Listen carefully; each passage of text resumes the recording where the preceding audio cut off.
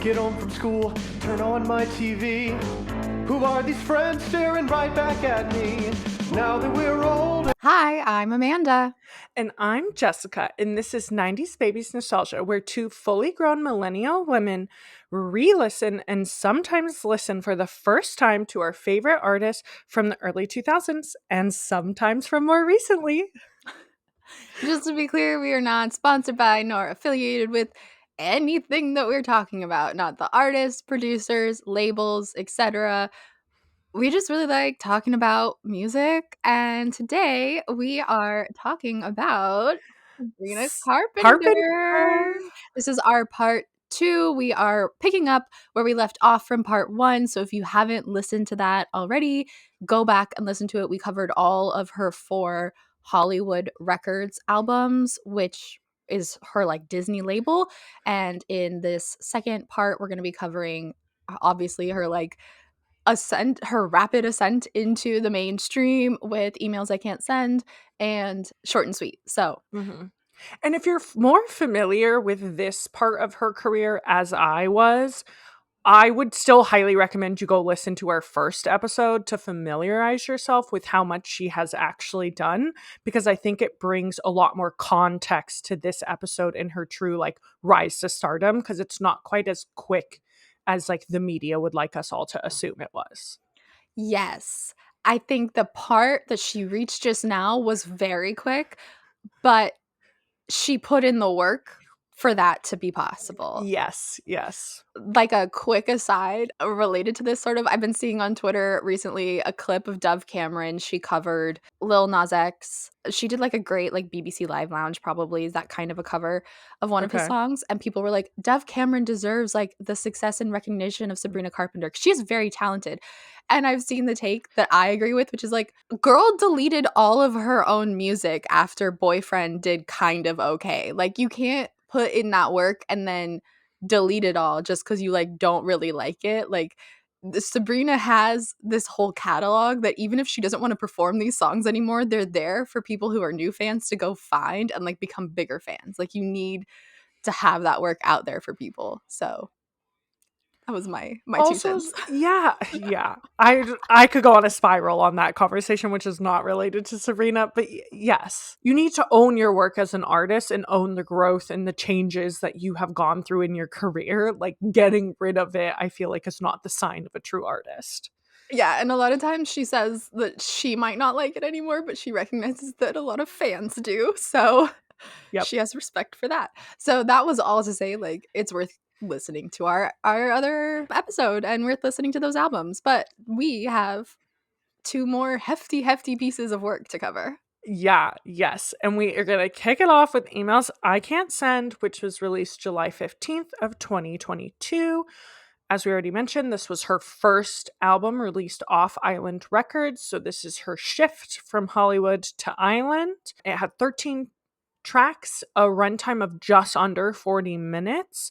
4 additional tracks were released on Emails I Can't Send Forward, which was the deluxe edition of the album on March 17th of last year. Oh, not of last year now. On March 17th of 2023, including Feather. And that brings the runtime to about like 55 minutes with those additional tracks. In this album, which is a change from previous albums, is she is working with a lot more New York producers and songwriters after she moved there. So in this album, one of the huge collaborators on this is Julia Michaels, both as a producer and a songwriter. I adore Julia Michaels. I love her so much. I love the music she writes. I love her own music. I wish she came out with more. She's super prolific. If you don't know who she is, like literally just Google it. You'll find that she's written all of your favorite pop songs. All of them. Like, that's not even an exaggeration. As well as J.P. Sachs, John Ryan, and Leroy Clampett. She also had 2 solo songwriting credits on this album, which is a shift from the previous albums. She has always been heavy on the songwriting in all of her albums, but to have 2 solo credits is, I think, a first for her, and those are on Emails I Can't Send and How Many Things. And this was, which again I think marks this like shift off Hollywood, shift away from Disney onto a new label. She's now 21 or 22 at this point. It is her first album to be considered explicit. And it do be explicit. It do. The vibes of this one is pop, folk pop, a couple dance pop hits in there, but really I would say your true pop, folk pop is this entire album. The album is themed around emails and messages she wrote but did not send.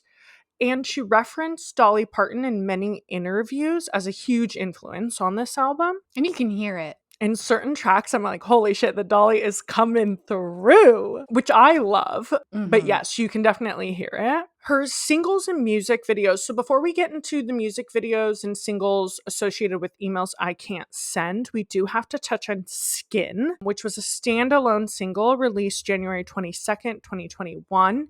It was her first single released on Island Records. So this was really big for her because this was the first time her fans could really see who she's going to be outside of Hollywood and what she will be able to do, as well as this song was a response to Driver's License by Olivia Rodrigo, which was released 2 weeks prior. And blew up, as you all know, as you lived it, because I'm assuming you're more than 3 years old. Like, we were a year into the pandemic, and that song came out, and it was everywhere. It was inescapable. And suddenly no one cared about any of the three people involved until this song came out. And it like hit everyone's nostalgia just right.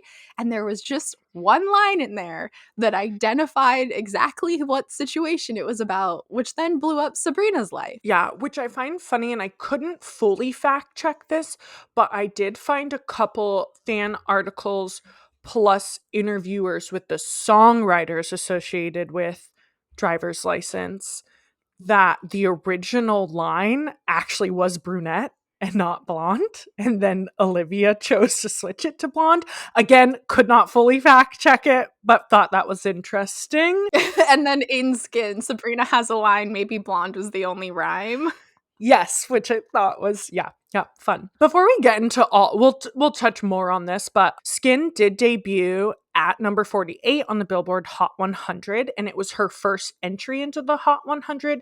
As we touched in our previous episode, she did get a couple singles that landed on the bubbling under the Hot 100, but this was her first time actually on the chart. It also reached number 12 in Ireland and number 30 in the UK, which I just thought it was funny because I'm like, oh, were they like more hot for the driver license drama than the US? If you listen to it, I think you would say it is in direct response to Driver's License. It's very pointed that it came out 2 weeks after. The songwriters who wrote on Skin also said that the song was written really quickly and released really quickly. Though in interviews, Sabrina said the song was a long time coming. It's referencing multiple things, not just this one relationship or one experience, and then that it's a lesson to not give people so much power over your feelings, and that she does not see the song as a diss track, that it's not calling out one person. I think timing and other interviews, you can question the true intentions behind that, but regardless, I think it's, at least the way that I've heard a lot of people interpret or understand the song, is it's about that situation, but it's less about Olivia than it is about all of the people who were like sending Sabrina death threats and like trying to tear her down, like more about the people hating on her on the internet. Yes, yeah. I think it makes sense that the song could be about multiple people, multiple situations, and the fan reaction versus just Olivia. But I also think some of the interviews that you watch Sabrina trying to cover up some of the aftermath of this song, I'm like, girl, your songwriter came out and said that the song was written really quickly and released really quickly. So like there is some of you that just has to own that, like, yes, this was a response song and it was kind of backtracked and not owned. And I don't know, maybe that was a PR choice that she was told to make or that she thought was best. I kind of like the narrative better if she was like, yes, this is a direct response and it was the only way I knew how to process. Like, well, I think you got to avoid a lawsuit, right? And at no point did Olivia ever name anyone, Sure. including in her own press? Sure. To this day, she's never named anyone. Sabrina's never named anyone. I think Joshua Bassett has kind of, but just because he his career is so much smaller, and also he had so much stress, he had like a heart attack or something Yeah. after all of this was going on. But I want to bring it back to what we were talking about in the singular era. If you did or did not listen to that episode, that's when Sabrina first really got involved in her songwriting and said she fell in love with songwriting. And that's also, I mentioned, when she said that she started to feel like her vulnerability in music was like the only choice. Like she Yeah. would rather be vulnerable than be quiet when it came to telling her own stories. And I think that level, she had Sue Me, which was a huge Yep. song about a huge situation in her life, telling her side of the story. And so indirectly, I think that like those foundational experiences were necessary for her to then come out with Skin so quickly. And I just think that like she has a transitional single in between each album, and Skin ended up Mhm. being that one, but it was like so perfectly done. Like Yeah. people will say that Olivia made Sabrina's career, and that's not true in any No. case. But I think if Sabrina weren't the artist she wouldn't have been able to respond in a classy way and in a quick way. And doing that did help like snowball her career for sure. Yeah, totally. I don't know. I guess the very like blunt, upfront, confrontational part of me, and I understand what you're saying with like lawsuits, and you can't necessarily name people because then is that defaming them? And right, there's other things involved. I love a situation in which she is like, "This is direct response to you, Olivia. Screw you." But like, I get that that's not something she could necessarily do. So I do think this was the best way to go about it. Yeah, she also is probably being advised by her team given the fact that she has already been sued. Yeah. Do you want to touch on the music video? It's her and Gavin Leatherwood, who was fresh off of The Chilling Adventures of Sabrina, which came out or just ended in 2020, and this came out in 2021. He's so hot. He's so Mhm. hot. And it's literally just the two of them, like, having a relationship in a house while inclement weather happens. Like, sometimes it's raining on them, sometimes it's snowing. It just gets more and more dramatic. Okay. She also performed this on The Late Late Show with James Corden, which, again, we mentioned in the previous episode that I think that he provided a platform for a lot of her early music. Totally. Now, getting into the lead single off Emails I Can't Send, which was Skinny Dipping. It was released, both the song and the music video released together on September 9th, 2021. I think this is important to note because Hollywood never did that for her. What do you mean? Hollywood never let her release a music video with a single. It always came months later. And to let an artist give them the money to release the single, promote the single, and film and shoot a music video, you're showing that you have a lot more trust in that artist to perform. That's stupid to me. Like, the song obviously isn't going to do as well if there isn't a video.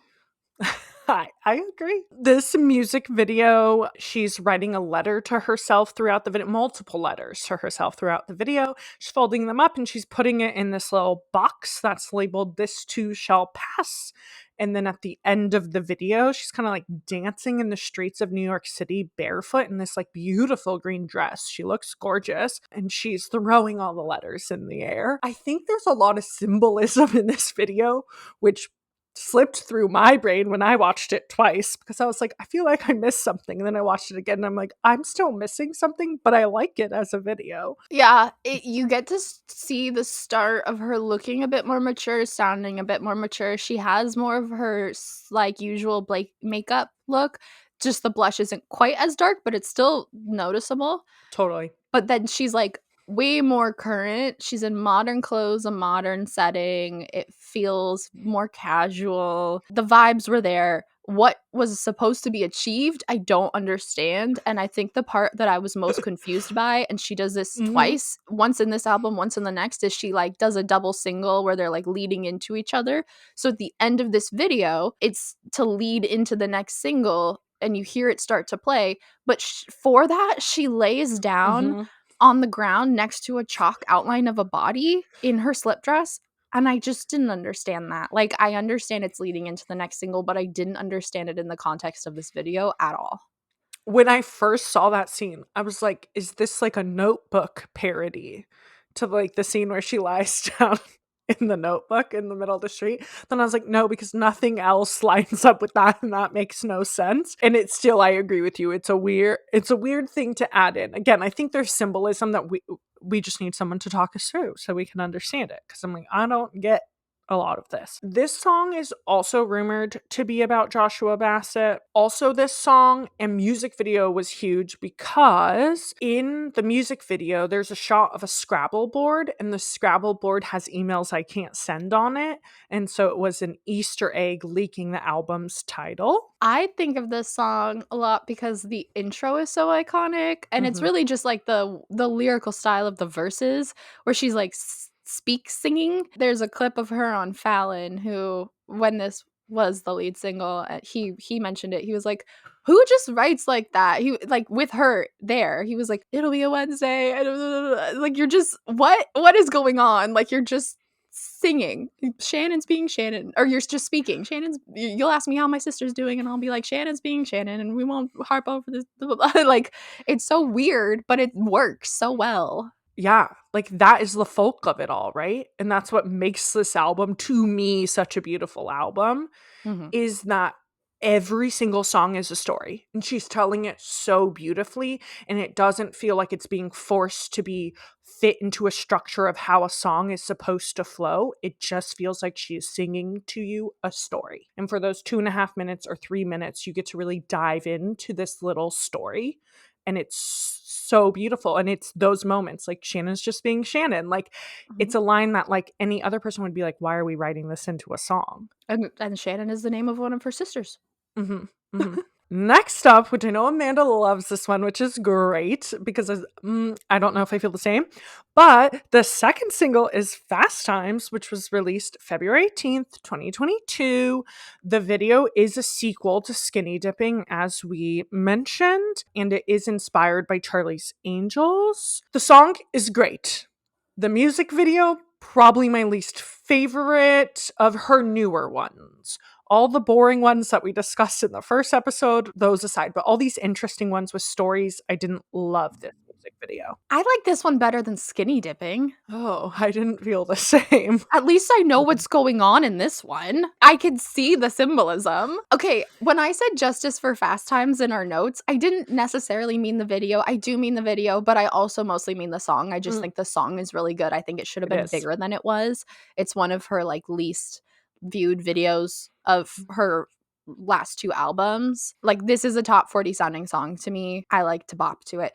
I enjoy the video. Like you said, it's a parody of Charlie's Angels. It's just her in various crime scenarios. Yep. When she starts off and she has like long straight black hair, she kind of is giving Billie Eilish somehow.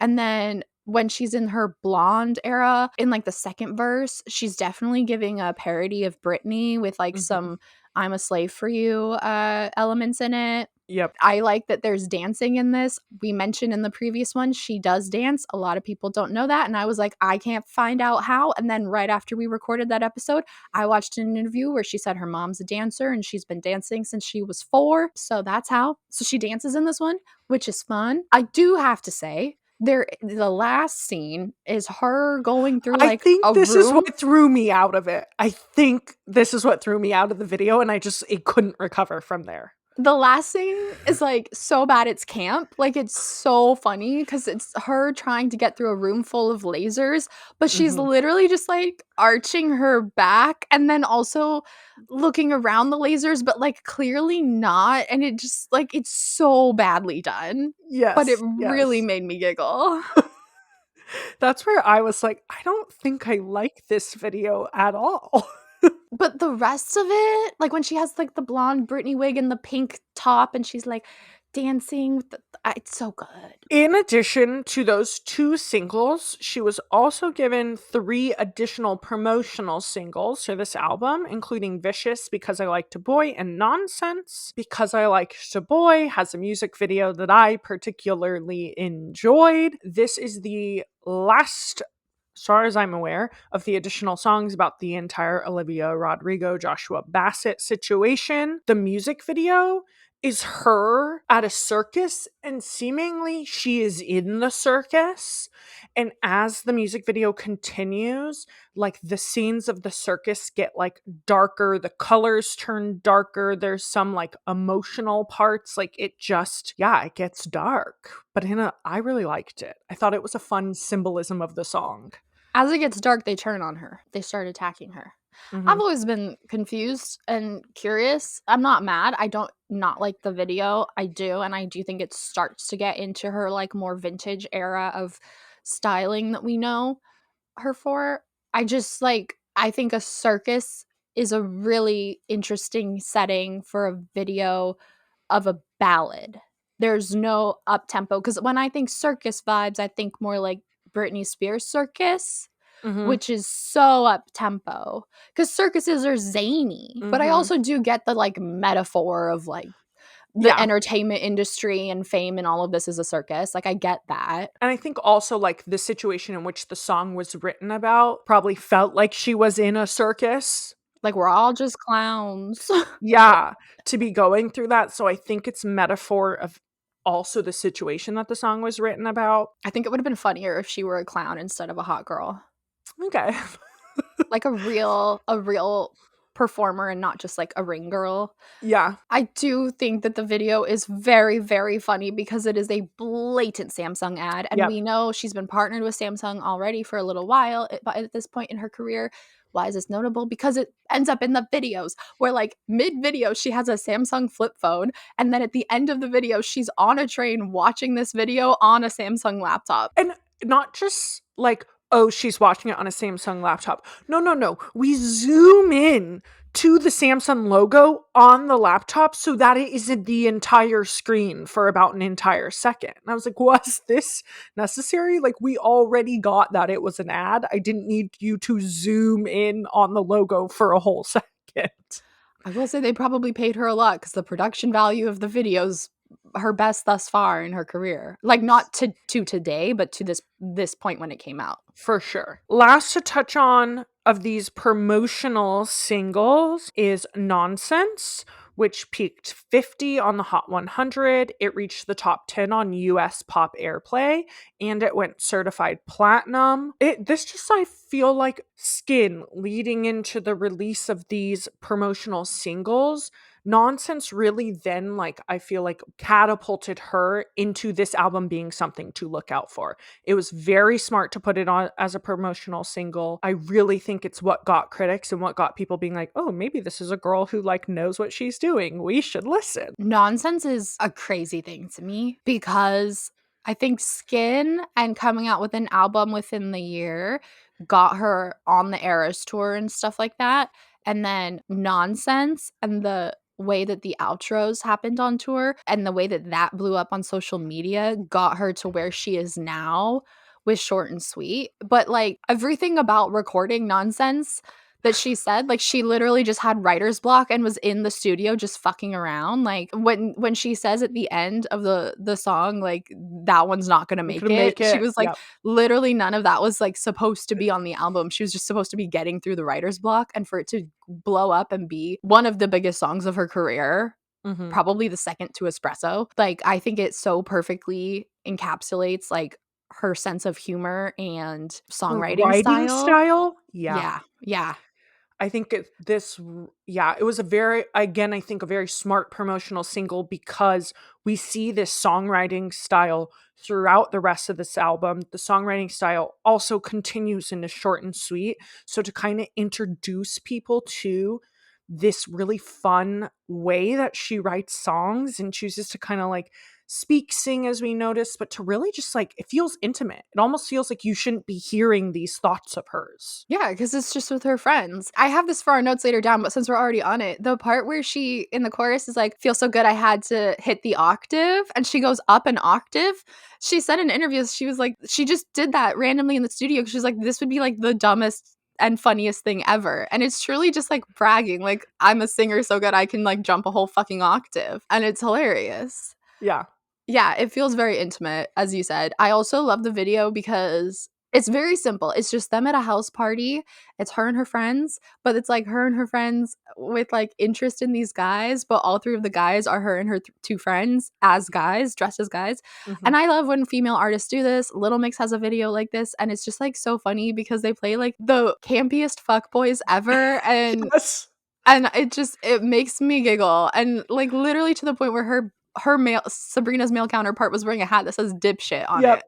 Yep. I just love videos like that. She was like, "This song is nonsense, so the video is gonna be nonsense." Yes. Yeah. I like that the video complemented the silliness of the song because the video also felt very silly, but in the best way. Last of the singles is the deluxe edition.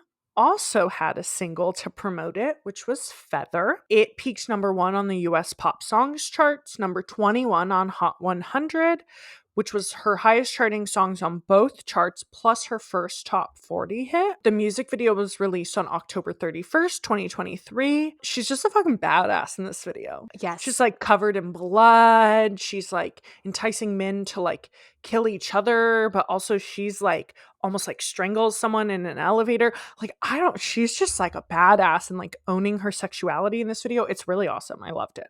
Not almost, she does. Yeah. And that someone is Milo Manheim, who's the lead in Zombies and is also in School Spirits. So he's a familiar figure for people who were watching Disney Channel shortly after Sabrina's time. I know that Feather's on the deluxe edition of Emails, but I do think that it serves as the transitional single between Emails and Short and Sweet. Espresso's her biggest song ever. Thumbs shortly thereafter, but we're not going to talk about Thumbs. Nonsense got her viral, and then Feather is the first one to me that like was inescapable. It was on the radio all the time. It was her first to chart so hugely, so much. Yeah. And the aesthetic, again, we like see her morphing into this aesthetic that she has now, where Yep. she's wearing these like high feminine outfits. She's wearing fucking like 6-inch heels while she's in a gym with guys, and it has her sense of humor. I also, watching this video, was like, I wonder if Jess is enjoying this or not because there's so much gore. It is gory, but in such like a campy, playful way that it's not like dark and gross. So when the blood splattered on her face, you were okay? Yeah, it was. Okay. I wasn't sure. I was. I also loved her black poofy outfit that she wears. I was in love the with like that. baby doll dress that Yeah. very clearly is not covering her ass. Yeah. It also like is giving shower loofah, but make it hot. Yeah. I like that it opens up on a casket that says R.I.P. bitches. Right now is probably the best time to mention also that this music video is the music video that was filmed at the Blessed Virgin Mary Church in Brooklyn. It also is the music video that is credited for getting Mayor Adams indicted.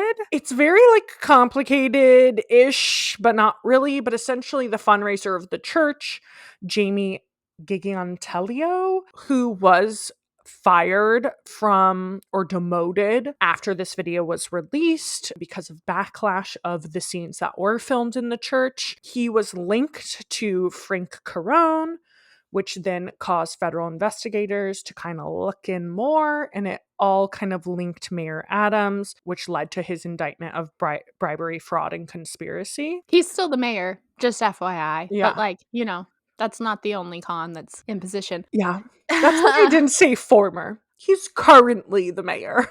Yeah, even though he got indicted like a year ago. And like, I know this was a big deal because, the people involved in the church approved it, but then the Catholic Church at large saw it and was like, so a music video where people are getting murdered, that's not okay. Like, it was specifically the content of the video, not just the fact that it was a video. It was that it was murderous and sexual. Oh yeah, it's the Catholic Church. All churches are out here looking for those heavy nonprofit donations wherever they can get it. They're not going to say no to an event or a music video being filmed there because that filming money is big money. But yes, the content. And then she did reference this on tour at MSG shortly after it happened.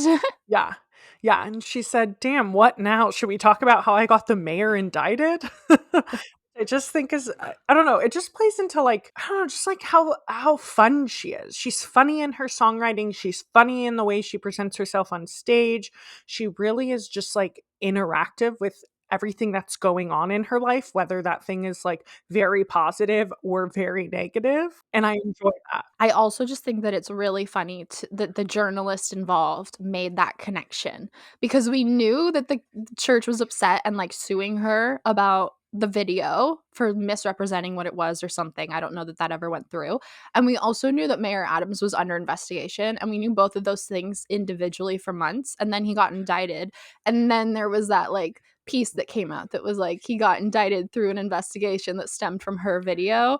And just Yep. like A+ journalism, baby. Thank you for connecting the dots. Yeah, yeah.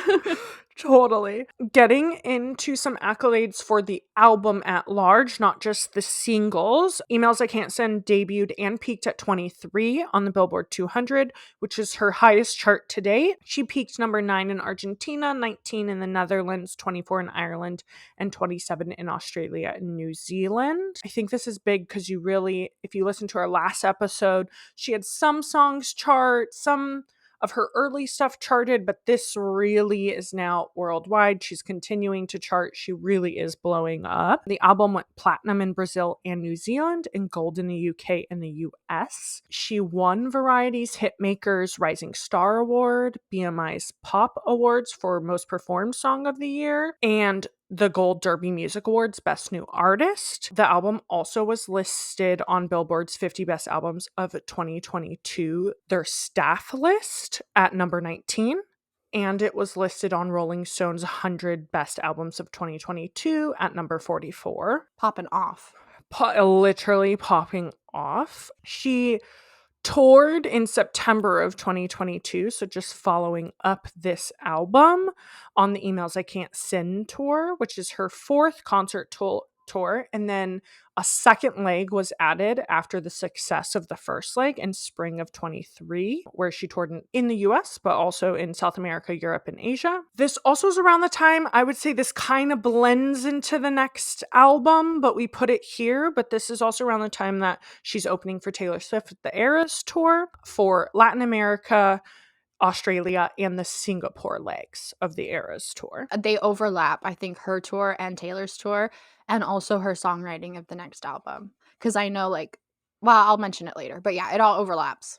I was going to say, I think it all kind of blends in this like end of 2022, 2023 time period where kind of everything is happening at once. This is also around the time that Sabrina is becoming a lot more open about speaking about how she feels disconnected from her prior music before this album, and how she really, really felt this huge shift in who she was as an artist post-pandemic, and that kind of leads to a lot of this disconnection from her previous 4 albums compared to now. Yeah, and you can hear it. You can hear Yeah. it. Like, she changed labels, yes, but she also substantially changed sound. She also turned from 18 to 21, which is a huge growth period in someone's life. Like, you grow a lot over those 3 years. So to feel disconnected from who you were at 15, 16, 17, now as a 21-year-old makes complete sense. I think most of us would say we feel disconnected to who that person was. And we weren't creating art that is like living out in the public. And this is the longest gap, I think, that she's ever taken between albums, is Yes. between Singular Act 2 and Emails I Can't Send. Yes. I think that time can be quite vital for any artist to really assess what kind of music you want to create versus just cranking it out and following the formula you've been doing for the last few albums. Mm-hmm. And the pandemic, we were all home, we all had time. And a lot of artists were like, I'm gonna set up a home studio and figure it out. Yeah. Getting into a few more things going on in Sabrina's life at this time.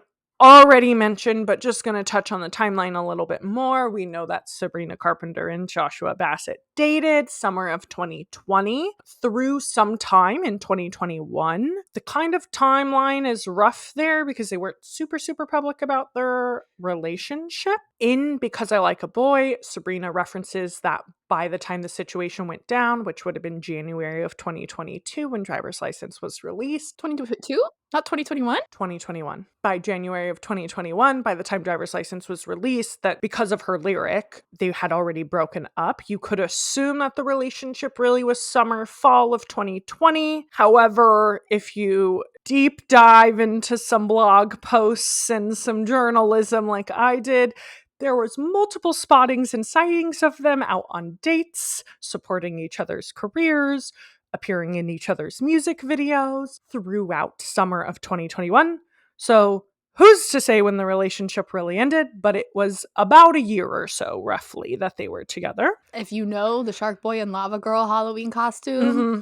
I almost wrote iconic. that down, but I was like, is that iconic? But It is. And like I've seen people be like, man, this would have been so much better. Like, if there weren't the baggage associated with this relationship, people would have talked about this way more, you know?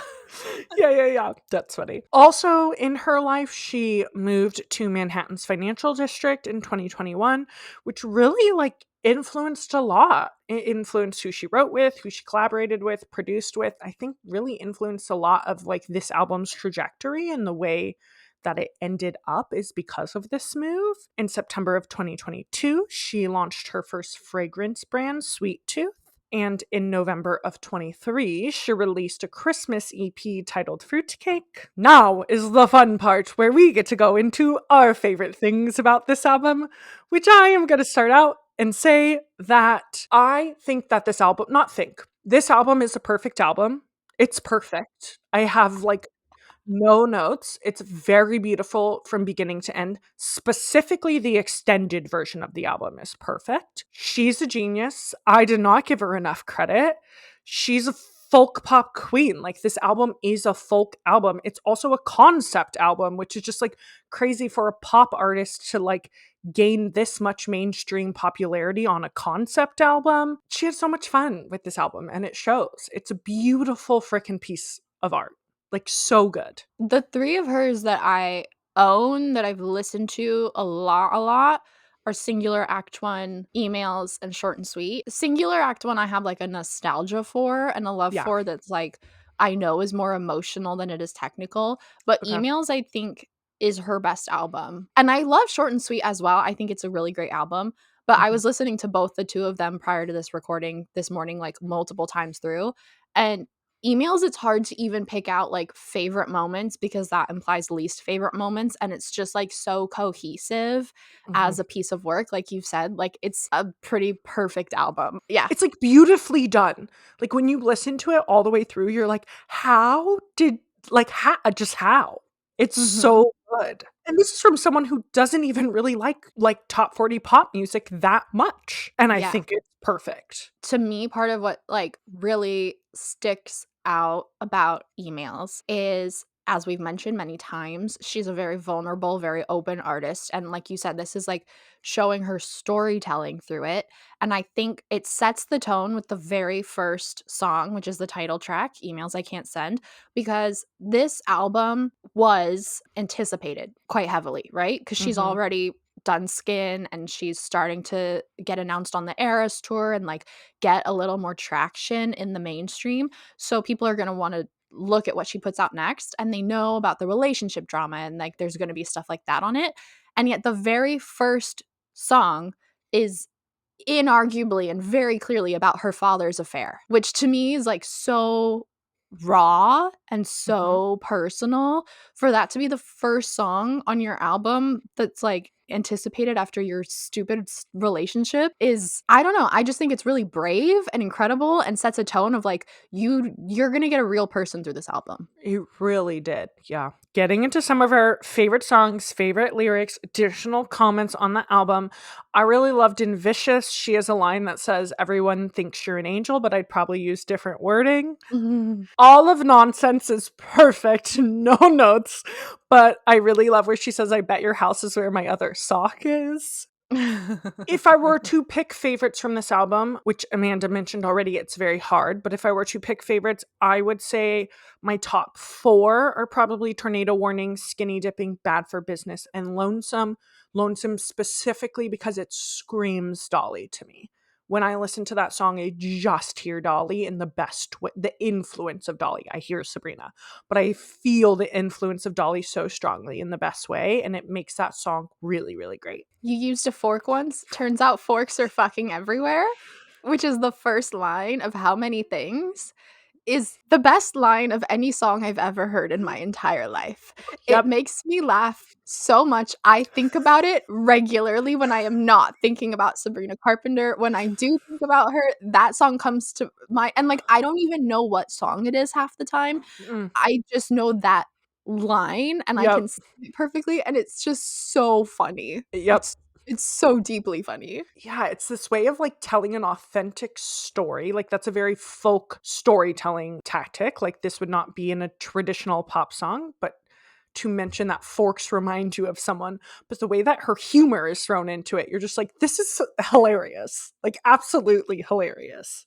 Yeah, because it's a universal experience that you see something that reminds you of someone and you wish it wasn't like that. But then for it to be something as simple as a fork, and then like, of course, forks are fucking everywhere, but to be like, turns out they're like, Yeah.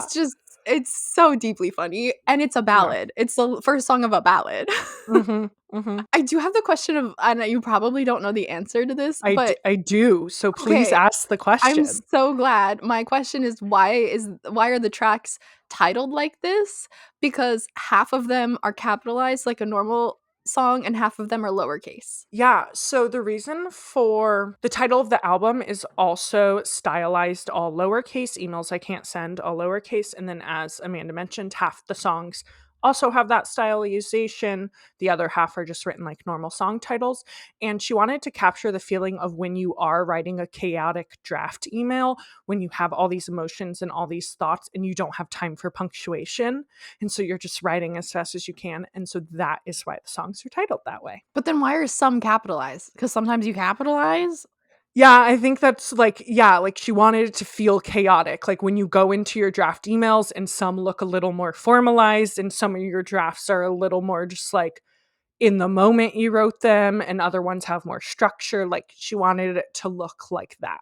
Okay. I think my favorite tracks are Fast Times, Skinny Mhm. Dipping, Vicious. I never think when it starts that I'm going to really love it, but then when she It's good. gets to the bridge, it sounds so guttural that it really gets to me. I do love Emails I Can't Send because I do have daddy issues. I also really like Tornado Warnings and Already Over. I think that they're very funny. Yeah. And in terms of other favorite lines, I mean, I'm a homewrecker, I'm a slut is a great fucking line. Especially followed by I got death threats filling up semi trucks. Like just a combination of all of that together.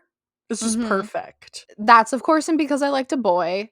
In Emails, when she makes it very clear what that song is about, is she says, I blame you for all the bad things I assume. When I'm 45, someone calls me his wife and he fucks our lives in one single night and don't think I'll find forgiveness as fast as mom did. Yeah. That's just a real experience. Yep. That's just, she just wrote down, like, that's a journal entry. Yep.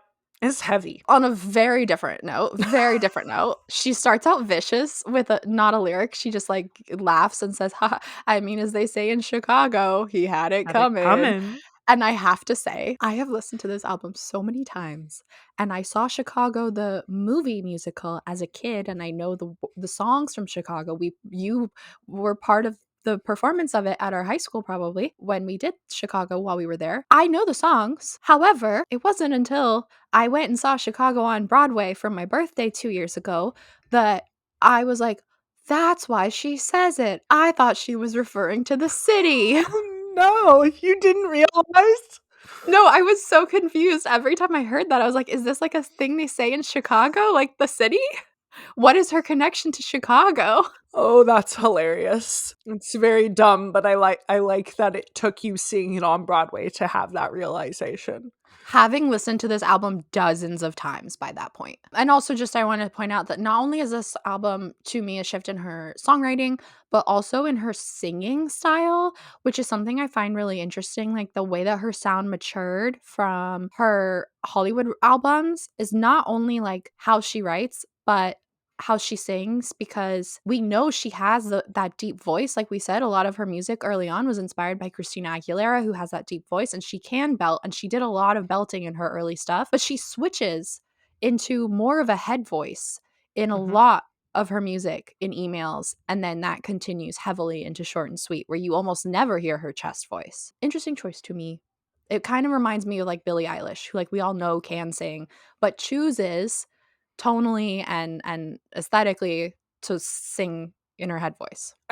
Want to believe it was influenced by the switch in people that she was collaborating with songwriting, but also production that probably influenced some of that switch too. Yeah, and it sounds better with the folksy, like, Mhm. acoustic guitars and stuff like that. Last thing on this album before we get to Short and Sweet. I know this was a long one, but we had so much to cover, and we're going to have even more to cover for Short and Mm. Sweet. Iconic moments, we already touched on it, but every single nonsense outro, it blew up on TikTok. It is part of the reason she had this rise to stardom, is because this was truly a viral moment on her Emails I Can't Send tour, doing the different outros every single night. She has said, I don't know how accurate it is in interviews, that she just was, like, performing in Boston and was like, "This would be a funny thing to do for Boston," and then Boston enjoyed it so much that she was like, "Maybe I'll try it in Chicago," and then it just became, like, a thing that was anticipated every night, and to the point where she had been on tour for, like, a year doing these outros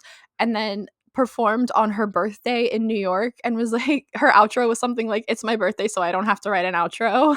Yeah. And I appreciate that for the BBC, when she performed in their live lounge, she did something like, "BBC, I gotta keep it classy, BBC, I want it in me," something like that. Oh my God. And they didn't know at the time what that meant, I guess, and so they did end up removing the video when they learned. Oh God. Okay. That's funny. Yeah. It's an innuendo. If you know, you know. That's You funny. probably know. Getting into Short and Sweet, her most recent album. It'll be a short and sweet album, but not discussion, because baby, so much has happened.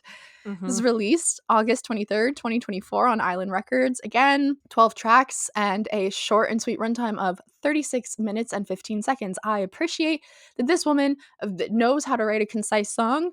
I used to believe that a true song doesn't exist under 3 minutes. I no longer agree with that, but I do think that this is a very short album. Production and songwriting, Julian Bonetta, John Ryan, Ian Kirkpatrick, and Jack Antonoff. And I'd say Jack Antonoff is like the one that people associate the most with the songwriting process or has been more publicized, but that's also probably just because he's the name that everyone knows. All songs were co-written by Sabrina Carpenter, and we also have Amy Allen, Julia Michaels, John Ryan, and a couple of the other names that we've already mentioned. As said, the vibes now, we're getting almost country, we're getting folksy, we have a little bit of like disco and 90s R&B influences. The album title is like a play on herself being short and sweet. She's only 5 feet tall, but mostly on the album being short and sweet and it being influenced by all of her shortest relationships, or she said the relationships that influenced it happened to be some of the shortest she had, yet the biggest impact on her dating life. Getting into lead singles, you know it, you might love it, you might hate it by now. It's Espresso. Espresso came out April 11th, 2024. And just like immediately topped the Billboard Global 200, peaked number 3 on the Billboard Hot 100, and number 1 in various countries. Like, it was inescapable. Literally inescapable. It was everywhere. Still, the Yeah. music video is directed by Dave Meyers, and in it, she's like, this is her first, I'd say, the other one's like, well, maybe Feather was her first like real storytelling video, but this one felt even more cohesive, where it has this like vintage filter over it and everyone's in like vintage clothing and she's at a lake, and first off she's in a boat with a man who she like flings off the boat so he dies, but she gets his wallet, and then the whole video she's just like treating her and her friends to like massages and shopping and fun treatments at the lakeside until she gets arrested, which then like when she gets arrested she very clearly doesn't care, and you hear the first 2 seconds of her next single playing. So that's why I said she does this twice with like one single that's going to lead into another one. And I gotta say, it's a very fun video. But there is a bridge over this lake, and I don't think that I want to swim in a lake that has a bridge over it with like cars that drive on it.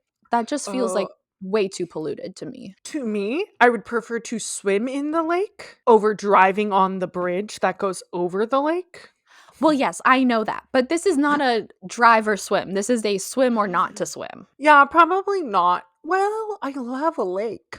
I love a lake too, but if there's cars driving over it, Yeah. It people kind of throw makes shit it out their feel like not a windows. lake. Yeah. Yeah. Also, this song just always makes me think of this clip of Adele. Have you seen the clip, Jess? Yes, yes. Where it was like near the end of her residency, I think, because that ended like in the fall, where she is talking about like what she's been listening to lately. And she said she loves this song. And she was like, I'm working late because I'm a singer. Mhm. The way she does it is so good.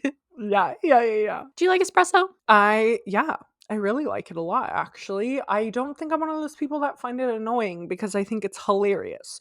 All the lyrics are hilarious. Mm-hmm. I love that her label allowed her to write some of the silly, dumb things that she wrote in this song, and that it became a single, and that they just trusted her that it would be a huge hit because it was. Huge hit, as I will get into later. Yes, I love in her Zane Lowe interview, which she's done a great job of like not doing a huge amount of press. Obviously, she's been busy, she's been on tours and stuff like that. But in her Zane Lowe interview on Short and Sweet, they talk about this song. They talk about all the songs on this album, and they refer to this as like just a dumb little song, just a stupid little song, and how like, he appreciates music. He's like, some stupid little songs are some of my favorites, and that's how she feels about it. It's just like her stupid little song.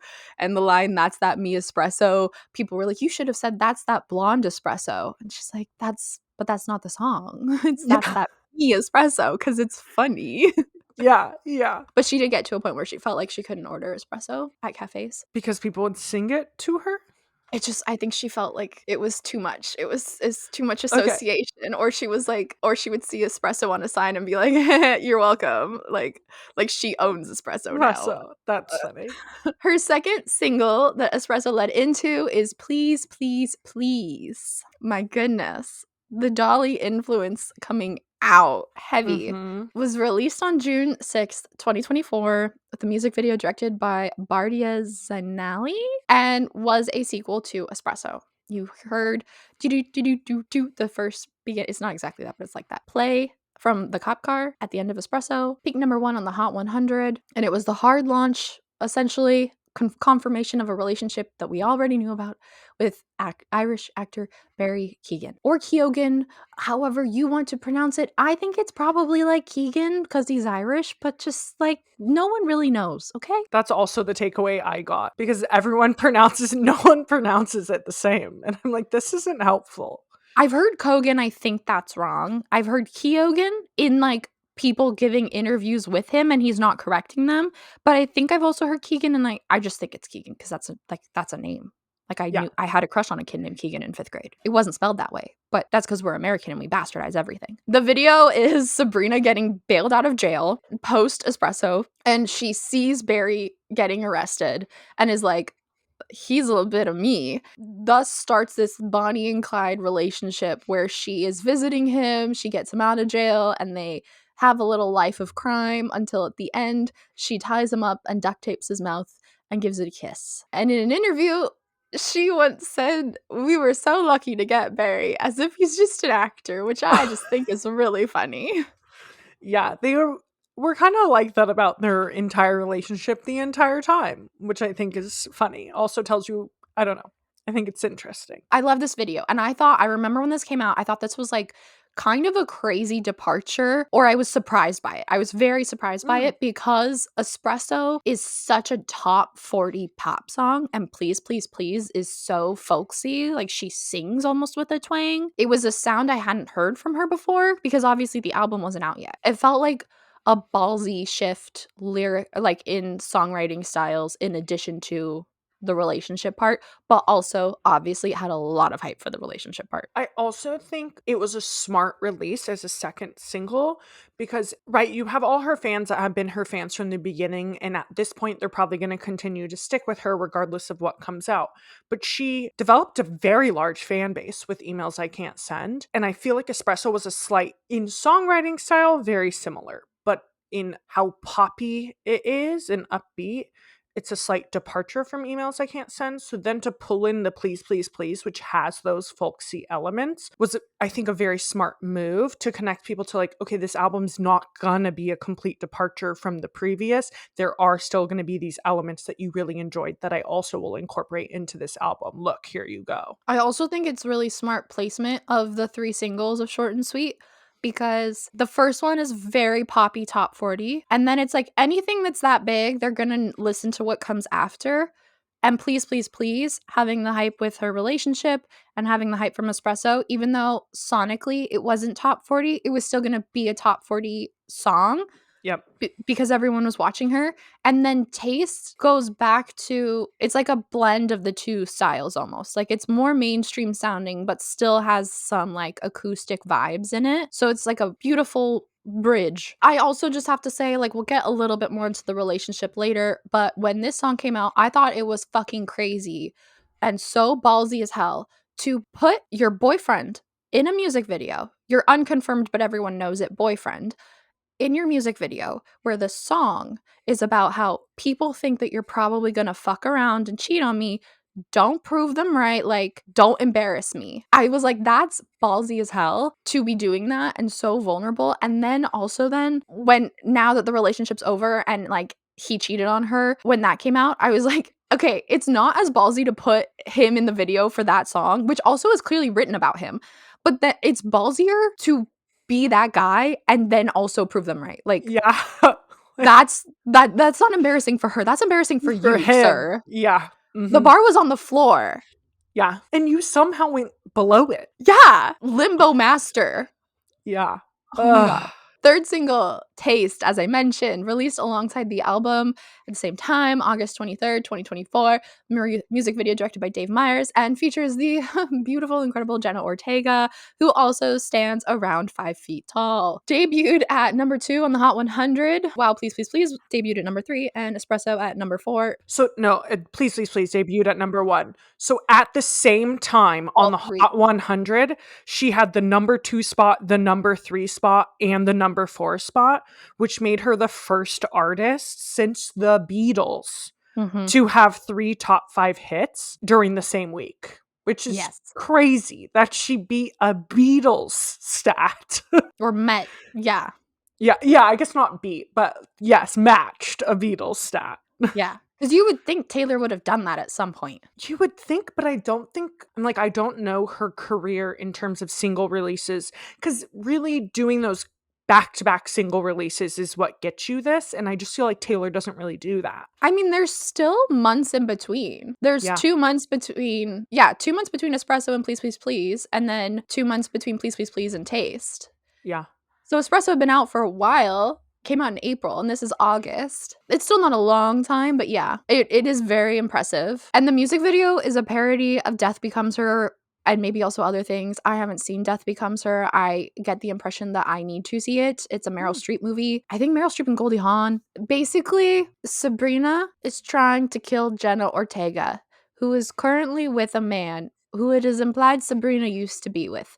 And it is very gory, and I also suspected you might hate this one. Sabrina's constantly trying to kill Jenna, and then Jenna's constantly having the upper hand, and then eventually they kiss, and then Jenna accidentally kills the man instead, and then they bond. It's great. It's very gory, and it's very camp. It's very camp. I appreciated how camp it was. It's just, it's fun. It's fun. It's fun use of like bringing in a star like Jenna. Also, I think the goriness matches bringing in Jenna to do this. Yeah, bringing in the reigning Scream Queen, newly minted. Also, Jenna and Sabrina are arguably the 2 biggest Disney stars now, like post Disney stars, and they were on at the same time, so they've known each other through each other's entire careers, basically, which I think is an extra fun element to that part of the video. And then them also just both being like small. Yeah. And to be like, you have this huge video of your rumored relationship, and then 2 months later you're like, but I'm making out with my friend. Yeah. And so you get the people talking again. Yep. She's smart. She is smart. She's smart. Her new team at Island is smart. Like, Mhm. so much thought and consideration has gone into every part of her career Yeah. at this point for these albums. So accolades for Short and Sweet topped the record charts in 18 countries, including Australia, France, the UK, and the US.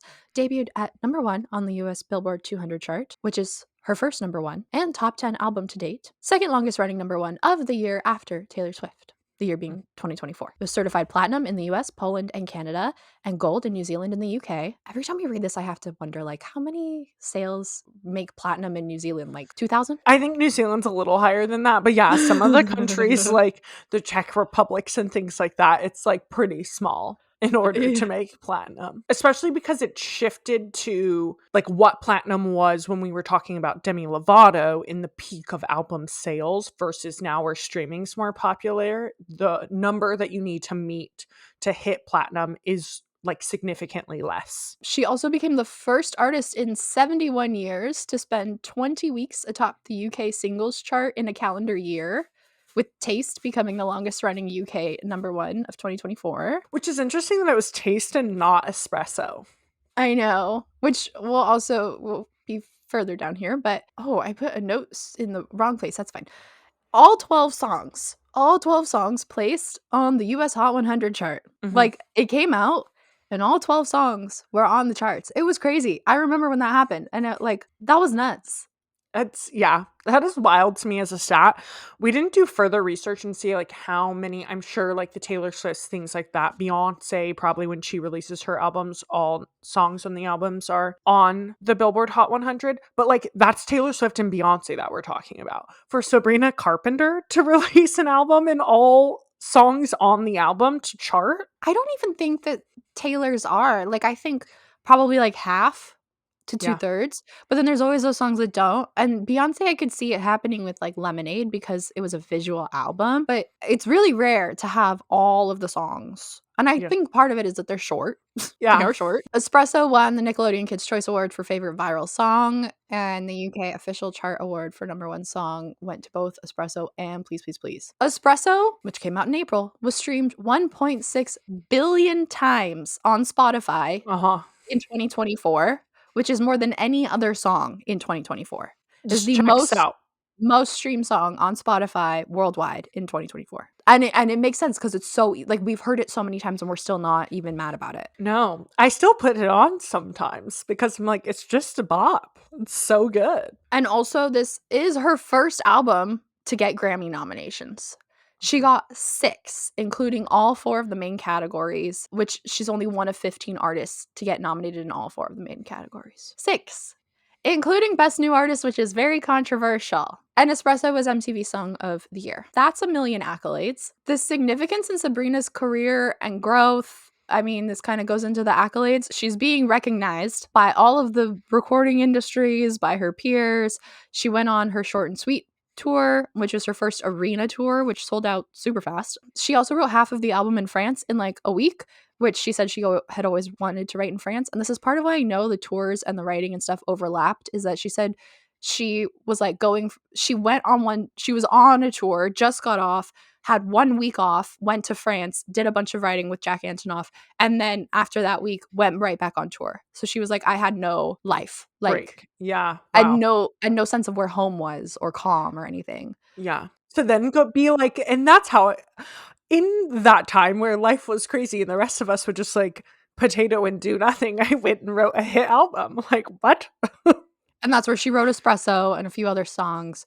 Crazy. And it wasn't even like Paris. She just like went to a small country town and got a home and wrote for a week. Obviously, it's like, I just have to say, in her significance, like, it's the first album after becoming a household name, and it ushers in this iconic vintage style that she has, an aesthetic that she's carried out on tour. I don't know if this goes in the album or the career or in her life, but I just also need to note that on December 6th of 2024, she came out with a Nonsense Christmas, which is, I didn't think it was from the Fruitcake EP, but it is. I told you. You didn't believe me.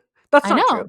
You didn't. It's not that Amanda didn't believe me. She just was like, are you sure? And I, in that moment, was not sure. So I was like, no, I'm not sure, but I think it's Fruitcake. Neither of us were sure, Jess, and I'm owning up now to the errors of my misunderstanding. I Okay? was right. Okay. You were. And in this special, which I've seen most of now because I was watching while I got ready this morning, Is it worth the watch? it's fine. Okay. I wasn't paying that much attention. Tyla, Chappell Roan, Shania Twain, and also lots of other people were in it, but like those were the main ones that stuck out to me. She also performed with Christina Aguilera during a special for What a Girl Wants, is like 20th anniversary or 25th in the same year. So like she's blowing up and she's with everyone and it's crazy. Her Mhm.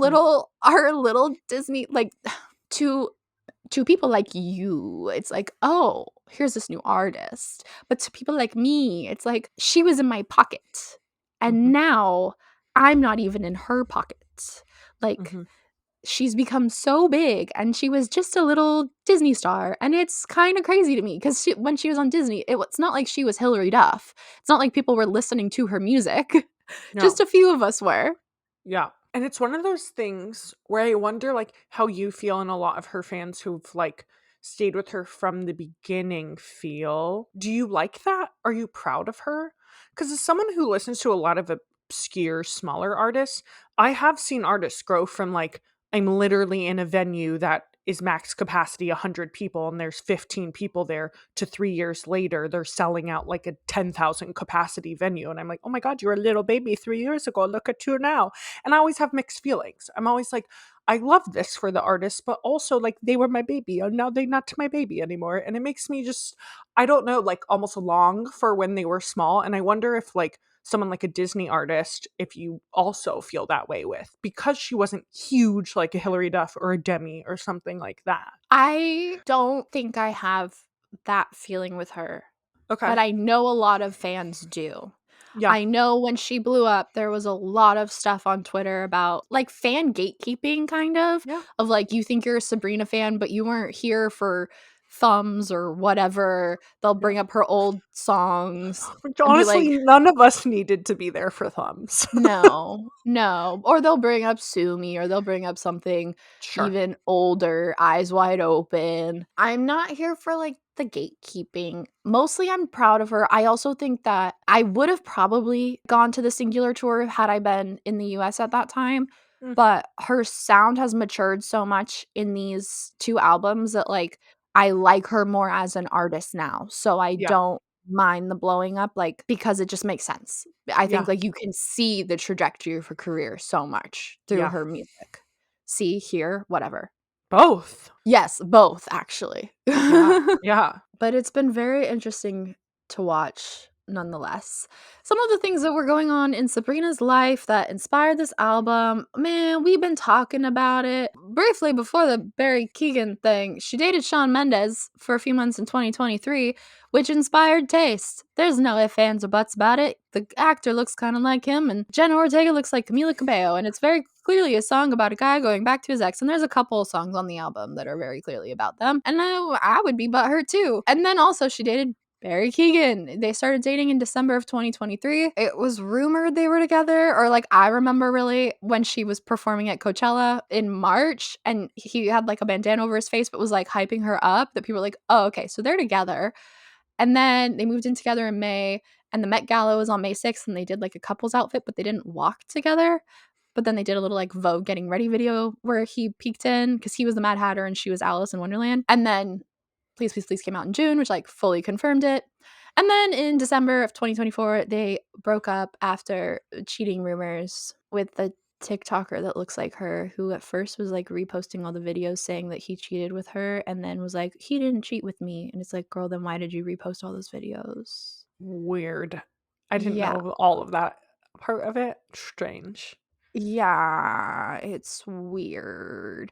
She also joined Taylor Swift as an opener on some of the days of the Eras Tour. We've already mentioned that. She was on the Eras Tour while she was writing this, which also I think influenced like her artistry and the way that she views her career, probably like because Taylor has such like a tight control over her image and everything she does, and you can clearly see in Please Please, in Short and Sweet, that like Sabrina's controlling every element of her career.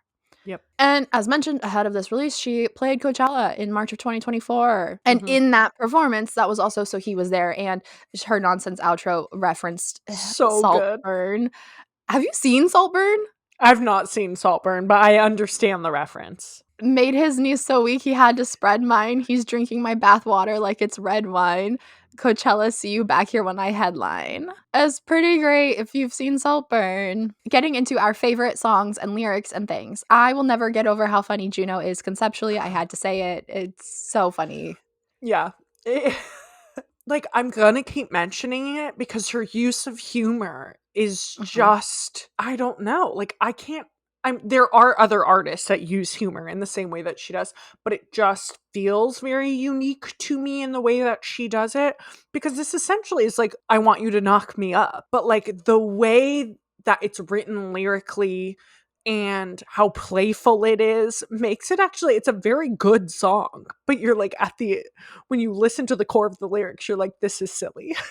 And she says another thing that she did in her career that's pretty big is in December of 2024, she did an NPR Tiny Desk, or for her, a normal sized desk. And she says in that tiny desk that she had recently watched Juno and was just saying that about someone, like that it was a really funny way to say, I want you to knock me up. And so it became the song. And yep, I love it. Personally, I think my favorite songs are Lyta Girls, Bed Chem, Dumb and Poetic, and Juno, but I do really love all of them pretty much. I love the line, don't smile because it happened, baby cry because it's over, because it's a twist on don't cry because it's over, smile because it happened. She said, no, don't smile because it happened, cry because it's over.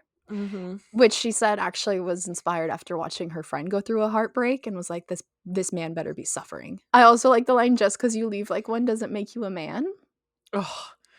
Literally, that whole song, I wrote it somewhere down here, but I can mention it now. That line is from Dumb and Poetic. That entire song is lyrical genius. Every single lyric, the whole thing. Because I went to try to cherry pick lyrics from that song and I was like, I can't. The whole song is my favorite lyric. I actually had a hard time in general cherry picking lyrics from this album because it's so cohesive, the way she writes songs and tells stories through them, that like so many lines are good and also make the most sense in context, you know? That song is one that Zayn picked out in their interview as being like, you really just like took the piss out of the wellness industry, didn't you? Like she has a line that's like, I promise the mushrooms aren't changing your life. And he's like, geez, like I love a good trip, but come on. And she's like, she was like, to be fair, I don't fully hate the wellness industry. It's just I live in LA and so many people have been like, oh my God, this changed my life. And like, I'm over it. Another line from there, when you brought up the mushrooms, it reminded me that I thought was very funny and I enjoyed, is she goes, you're running so fast from the hearts that you're breaking, save all your breath for your floor meditation, which also felt very LA, but I enjoyed it.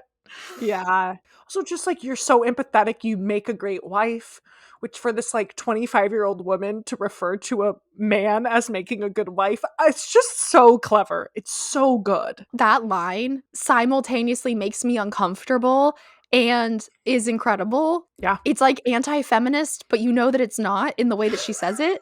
It's really weird. Yes.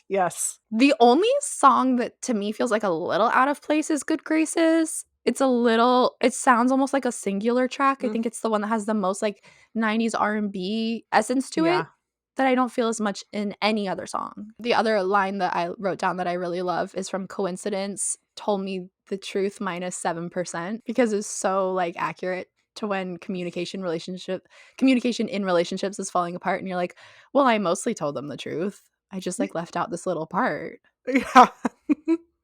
Yeah, it is so true. I don't love that the album started with 2 singles back to back. I feel like they could have changed the track order.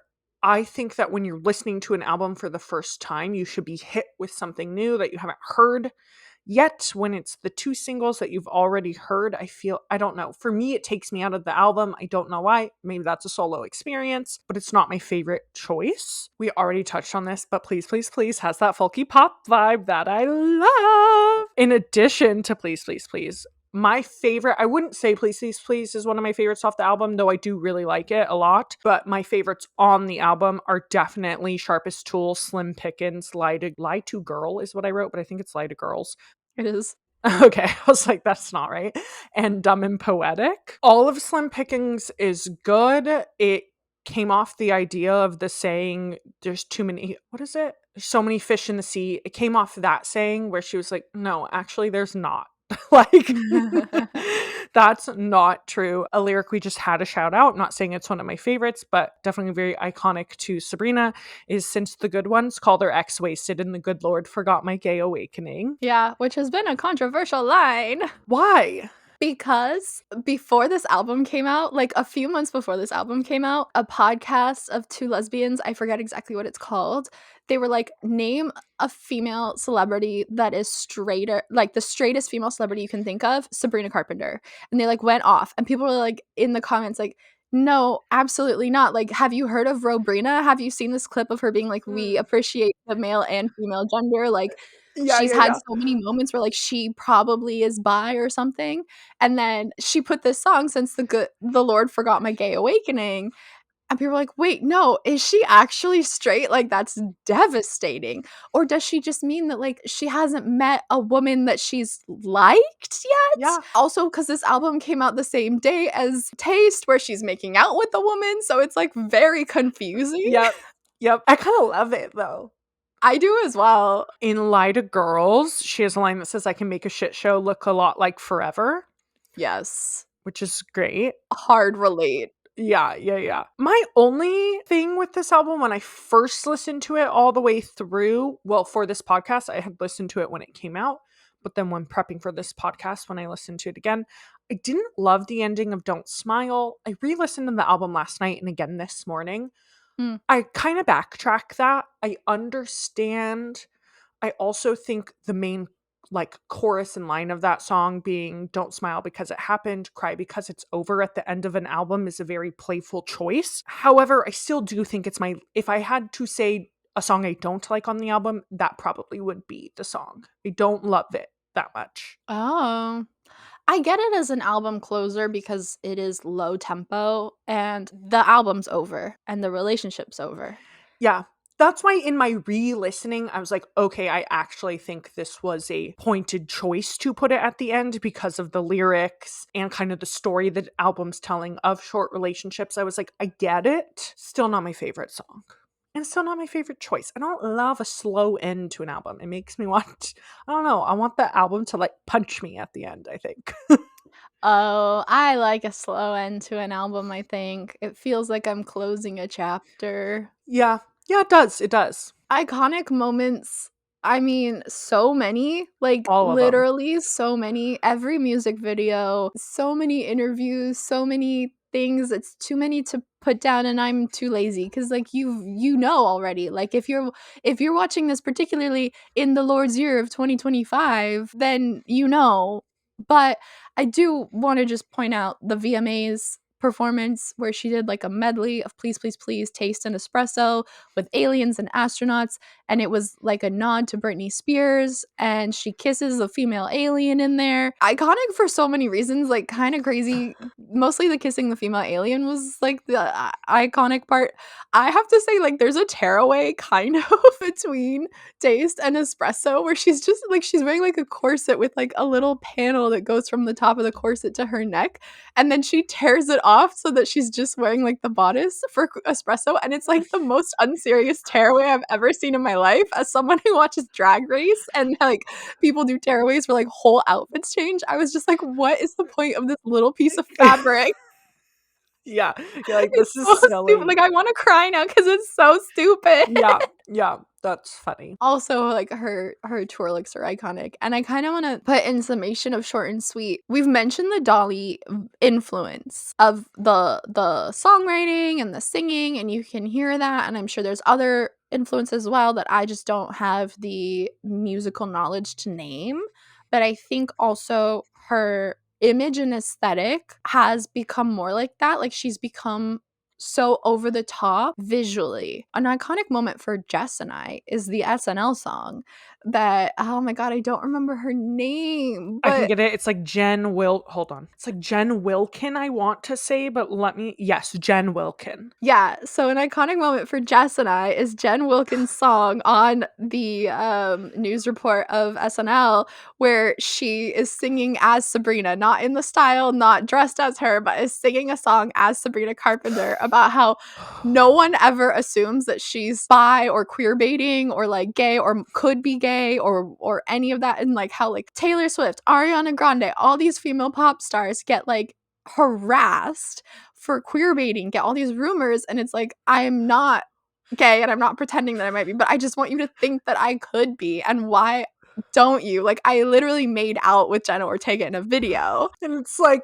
one of the main lines is like, why don't you think I have secrets? I want to have secrets or something along I want that. to have mystique. Yes. If you love Sabrina Carpenter, if you're listening to us and have made it to this point and you have not seen that SNL skit, after we finish, because we are in our wrapping up-ish part of the episode, please go listen to it. It's hilarious. I watched it 3 times in a row last night. Like, it's so funny. I come back to it like weekly when I just need to a giggle. It's so good. Like, even the non-Sabrina lines are perfect and incredible. It got me thinking a little bit of like why that happens, and also the stuff with the lesbian saying that she's straight. And I think this comes down to, I'm wrapping it up into what I was saying before. I promise the ADHD does have a point, into the Dolly Parton aesthetic of it all. Of like, she's now got the big hair and the corsets, and like the way that she is presenting herself is a pinup male gaze of the 50s to 70s style, but she's doing it as like a parody, almost as drag. It's clearly for the girls, but I think the way that it's done, like to the mainstream, feels so straight and male gaze centric. And that to me is very, very smart. It's also very Dolly. Yes, that's why I brought it up. It Yeah. reminds me of that interview of Dolly early on with Barbara Walters, who's very clearly judging her and is like, you know, you don't have to look ridiculous. Like, you don't have to do all of this, right? And she's like, yeah, I know. I don't have to, but I am kind of a clown. Like, that's kind of what performers are. And in order to get people to listen to music, sometimes you got to have big hair and big makeup. And I like looking like this. And she like is like a living drag queen kind of. And this, I feel like Sabrina has a similar vibe to her performance. It's just more polished to where people perceive it as straight. If you don't understand that it's a parody or kind of camp, then you wouldn't question it. Mm-hmm. Mm-hmm. Do you have any other thoughts before we wrap it all up? Briefly touched on it, but again, if you're a Sabrina fan and have not seen it, go watch that SNL clip, but also go watch Tiny Desk. I know I've talked about fucking Tiny Desk before. I fuck hard with the Tiny Desk. I love Tiny Desk. Sabrina's Tiny Desk came out not that long ago, maybe like 2 or 3 weeks ago as of recording this. It's perfection. The arrangements for every single song has been changed. She has like 14 people backing her, all with acoustic instruments. It's absolutely beautiful from beginning to end. I made my husband watch it with me, and he's like, what are we watching? And after 2 songs in, he was like, wow, she's so talented. This is amazing. And he sat and watched the whole thing with me. It's incredible. Also, what I love about it is that she is very talented, but it's showcasing her whole group more than anything. Like, the new arrangements are to showcase like the instrumentation more than the vocals, I think. Oh, yeah. Yeah. Yeah. Which to me is like a sign of a really good artist, is that you Mhm. want the music to shine, not just you. Also, not necessary to give the update, but in case anyone's curious, concerned, who do we stand in this house? We love Sabrina. We love Olivia. We blame no one. And as of the last like 6 months, they follow each other on Instagram. So Oh, yeah. no one cares anymore, guys. Yeah. It's true though. Before we get into what's up next in our outro, we're going to do a little game. We're going to do a few rounds of pick 3, keep 1. Amanda and I both came up with a few. Do you want to start, or would you like me to start? I would like you to start. Okay, I am gonna kick it off with what I think might be one of the harder ones. We are gonna go big with singles. Feather, espresso, nonsense. I get to pick one. Yeah, you do. I can't believe that I'm about to say this, but my gut says feather. Oh, interesting. Okay, I think I would go nonsense, but Feather probably but My brain says nonsense because it's fun and it changes every single time. But my gut says Feather. I think it's the most enjoyable for me to listen to over and over again. Okay. Eyes Wide Open, Singular Act 2, or Short and Sweet albums. I have to say, just for like where she is as a star, I have to say Short and Sweet. But I do think Singular Act 2 brought us there. So it's like, would we have Short and Sweet without that? No. But if I had to pick one, I would say Short and Sweet. This makes sense. Yeah. This is what I would expect you to say, but I knew you really liked Act 2, so. I do. I would say it's like my favorite album obviously is Emails, but it would be a really close tie between Short and Sweet and Singular Act 2 for the second spot. I really like Act 2, like a lot. I'll also go old since you went kind of old. Well, you mixed albums. I'm not doing my albums one yet. I'm going to go older songs. White Flag, Eyes Wide Open, Run and Hide. I mean, White Flag. Yeah. It's one of my favorite songs of hers. Full stop. Which we talked about in the previous episode. It confuses Jess. It confuses me as well. It's one of her first songs I ever heard, and it's one of the ones I've heard the most. There's something about it I really love. It is confusing, but it's a good song. But it is confusing that it's one of your favorites above other ones. Maybe it's just because I'm emo. Well, could be. Espresso, Sue Me, or Thumbs.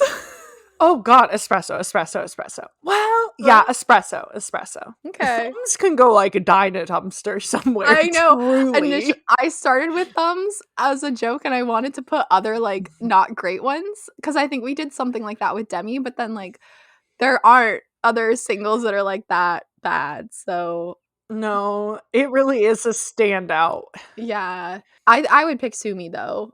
Like, I love Espresso and everything it's done for her career, but I feel like Sue Me was like the start of who Sabrina is. We're gonna do like singles of Emails I Can't Send-ish. Skinny Dipping, Because I Liked a Boy. Can I say Fast Times? No, it's not an option on this one. That's actually kind of harder than I expected because I initially was going to be like Skin, easy, but I actually do really love It'll Be a Wednesday and shopping. Maybe Skinny Dipping. Yeah, I agree. It's the right choice. Sucks for the other two, but it's the right choice. I want you to rank 4 lore drops. I know this wasn't the assignment, but this is what I want you to do.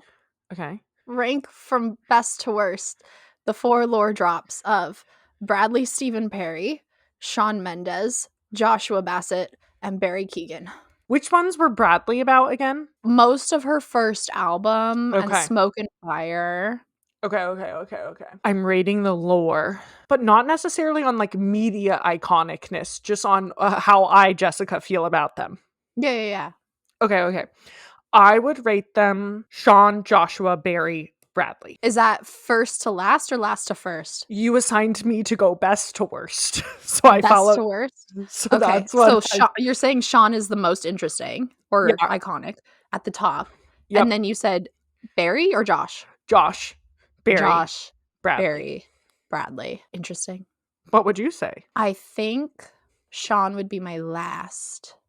I just think without Shawn, we wouldn't have certain songs that I'm like, nope. I need those. Also, guys, we're talking about the lore. No credit to these men. Absolutely not. No credit to these men. No. None. Zero. Zilch. She loves a goofy-looking brunette, and that's all we've learned from every relationship we've looked into of hers. Yep. Find yourself a woman, Sabrina. You could pull so hard. Yeah. I think Shawn last because it was one of the shortest relationships, though I do agree some great songs came out of it. And I also think, wow, what a mindfuck to be like the girl that he dates in between the long-term girl, right? Like, and then go back to her. There's also a line on Short and Sweet where she's like, the girl you said you outgrew. And I'm like, oh my God, I hope he actually said that. Because imagine being Camila Cabello and hearing that. I would die. Yeah. And then I think Joshua Bassett at 3 because it's like a pandemic relationship and like I don't care that much. No credit to that man. And then I think Bradley Stephen Perry at 2 because he recently brought her up as like my first girlfriend's like one of the most famous people in the world right now. And he didn't name her, but everyone was like, oh fuck yeah, you guys dated like a decade ago for like a year. And the pictures are really cute. And then Barry top because of the drama. I would like to hear from you, Jess, your final takeaways because I am a longer standing fan. Mhm. Obviously, in the process of creating this 2-part series, I learned a lot about Sabrina that I didn't necessarily know, but Mhm. I also learned that I knew a lot more than I thought. So I would love to hear your takeaway after doing this deep dive and listening to all of her music and learning about her life story.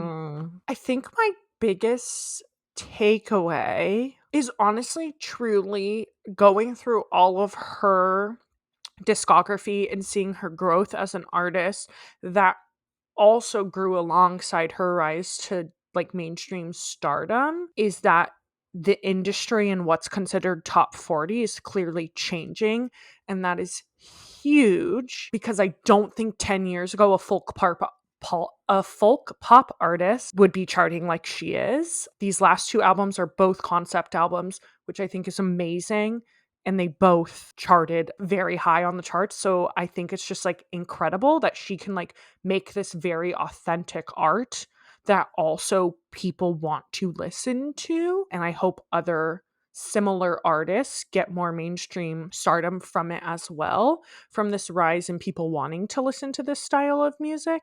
Also, I will like just continue to listen to her, which before I was aware of her, but I wasn't really listening to her. Where now I'm like, no, I will go out of my way to listen to Sabrina. Like, she's fantastic. Love that. I think she's someone who you can listen to very casually or you can listen to with intent and you'll Mhm. get a very different experience out of either Yeah. one. And I think that that's part of the ingenuity of her branding and her style. This has been fun.